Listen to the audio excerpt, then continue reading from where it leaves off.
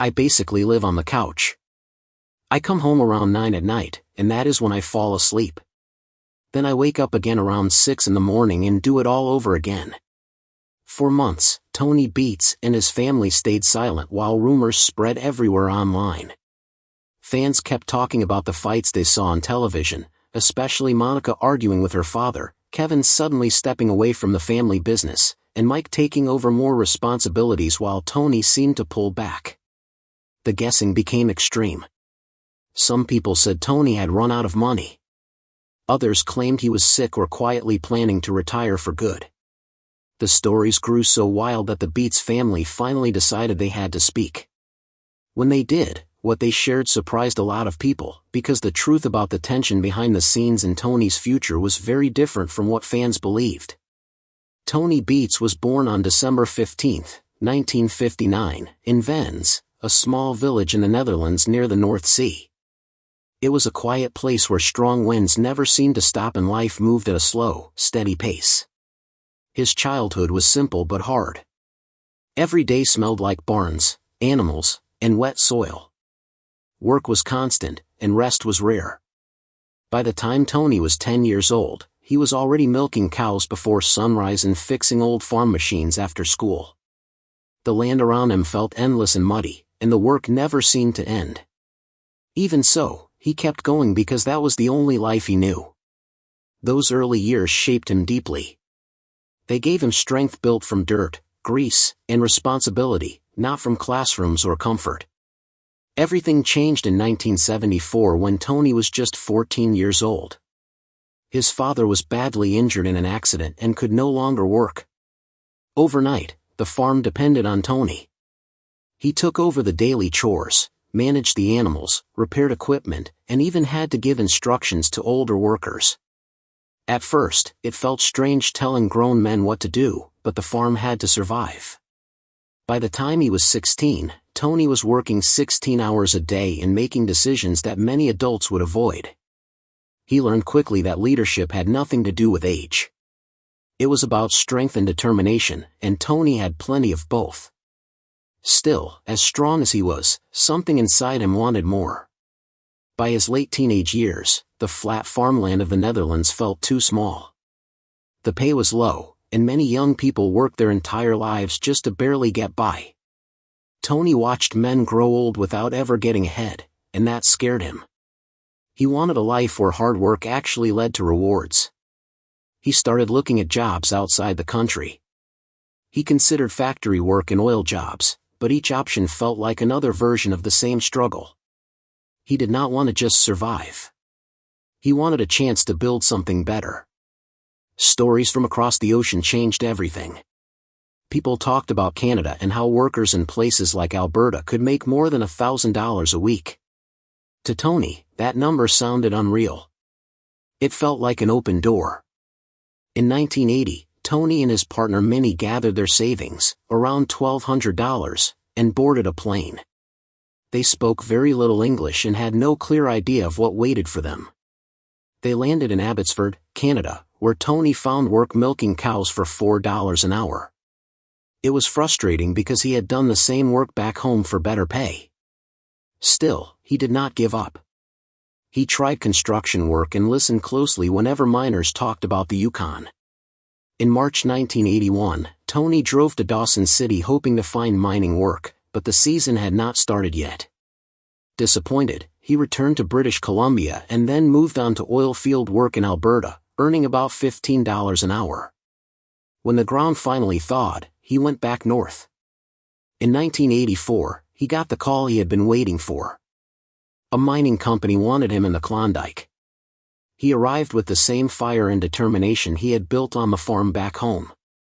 At first, he worked for others, running machines, learning how claims worked, and studying who made real money and who only pretended to. Within 10 years, he had his own crew. By the early 2000s, he was running one of the toughest mining operations in the Yukon. Long before television cameras arrived, Tony had already built his reputation through endless work, frozen ground, and pure stubbornness. When Tony and Minnie first came to Canada, they had very little money.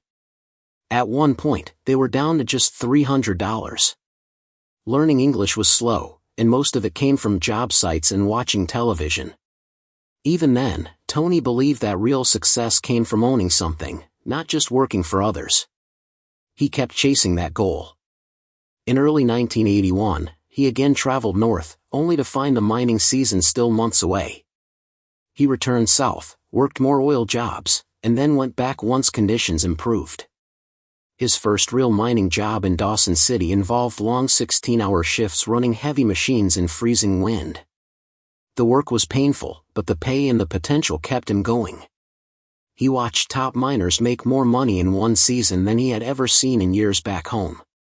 Over time, Tony learned every part of the mining business. He repaired machines others gave up on and worked hours most people avoided. Some coworkers admired his drive, while others disliked his harsh style. Many feared him, but everyone respected the results. Through these experiences, Tony learned two important lessons.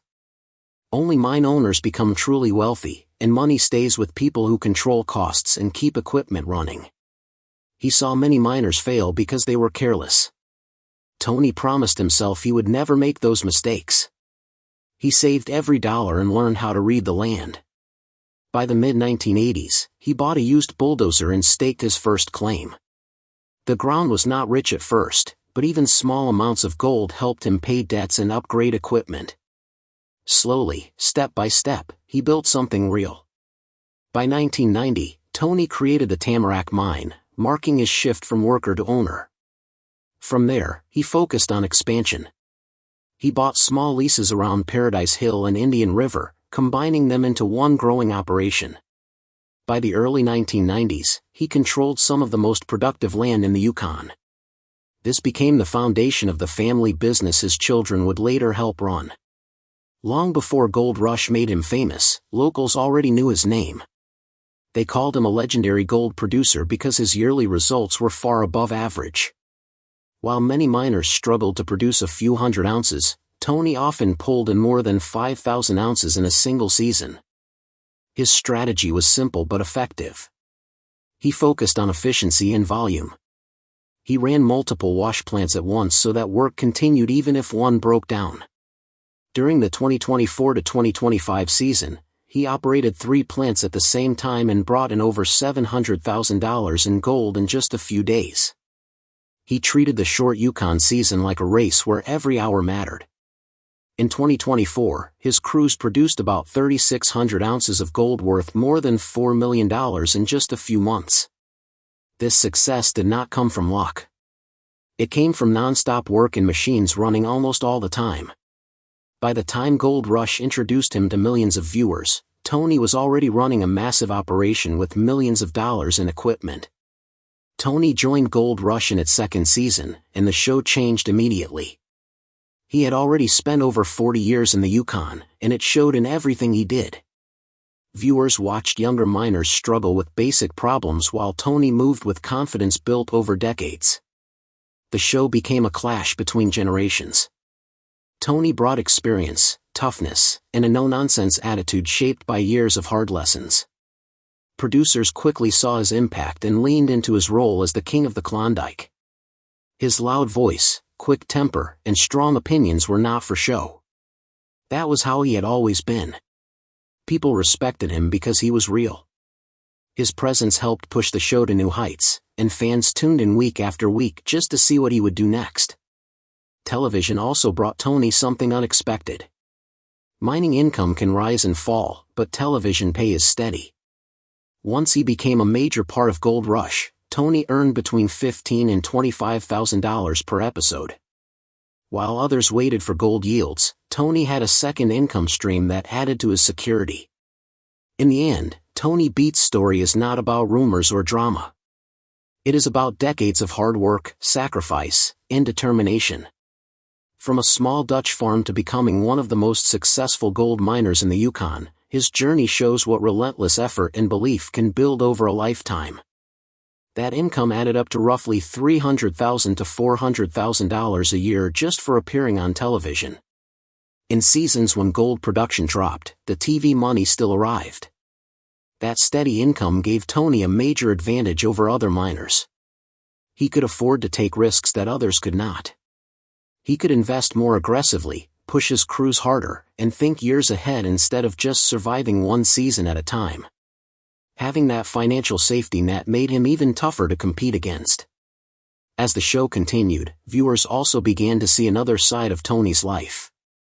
His family slowly became part of the operation everyone was watching. Many handled the finances and made sure the business stayed organized and stable. Their children learned the work step by step. Monica took charge of planning, paperwork, and logistics. Kevin focused on operations in the field. Mike became skilled with heavy machinery and large crews. People watching at home saw a true family business grow into something huge. The producers highlighted that story, showing how long days and hard work were turning into a lasting legacy. This made the mining feel more personal and meaningful than just counting ounces of gold. However, fame also brought problems. Rumors started appearing online almost every year. Some people said Tony was quitting. Others claimed he had lost his money or was seriously ill. By late 2024, social media was full of dramatic videos and emotional titles suggesting his career was ending. The family repeatedly had to correct false stories that spread faster than facts. Once the show reached millions of viewers, Tony's life became something strangers argued about as if they knew him personally. That mix of truth and exaggeration slowly turned him into more of a legend than just a miner. One of Tony's biggest and most controversial risks was the Viking Dredge. When he bought the massive industrial dredge built in 1939, many people thought he had gone too far. The machine weighed about 350 tons and had not worked since the 1980s. It sat abandoned at Clear Creek until Tony paid around $1 million to buy it. He believed it could pull gold from ground other miners ignored. In his mind, the dredge could possibly produce millions of dollars in gold if the ground was rich enough. Compared to a normal wash plant that handles only a few hundred tons of dirt a day, the Viking could move an enormous amount of material using thousands of gallons of water per minute. Tony believed that if he could get it running, it could lower mining costs dramatically and change his entire operation. Making that dream real was incredibly difficult. The dredge had to be taken apart piece by piece. Tony and his crew hauled massive steel parts more than 100 miles to Eureka Creek. They spent months welding, repairing, lining things up, and rebuilding sections that had not moved in decades. Multiple cranes were used, along with teams of welders working non-stop. During this time, no gold was coming in, but costs kept rising. The move and rebuild pushed Tony's finances to the edge. Still, he refused to stop. In 2015, he finally got the dredge running, surprising almost everyone who expected it to fail. The show captured every struggle and small success along the way. Fans argued constantly about whether Tony was a genius or reckless. Even his family questioned the risk in private moments, which made the episodes more emotional. The dredge became more than a machine. It became proof of Tony's belief that old engineering and determination could still compete in a modern world. Even though the dredge never reached the massive production Tony hoped for, it made him unforgettable and showed how far he was willing to go to chase an idea. One of the most dramatic moments of Tony's career had nothing to do with gold itself. In October 2014, a contractor poured gasoline into a dredge pond and set it on fire while cameras were rolling. Flames shot into the night sky as Tony stood nearby shouting his famous line about hell or high water. The scene aired in early 2015 and looked intense on television. However, viewers complained and Yukon officials stepped in. What looked exciting on screen led to a serious investigation. Tony and his company were charged with environmental violations, including allowing waste into a water area and breaking water license rules.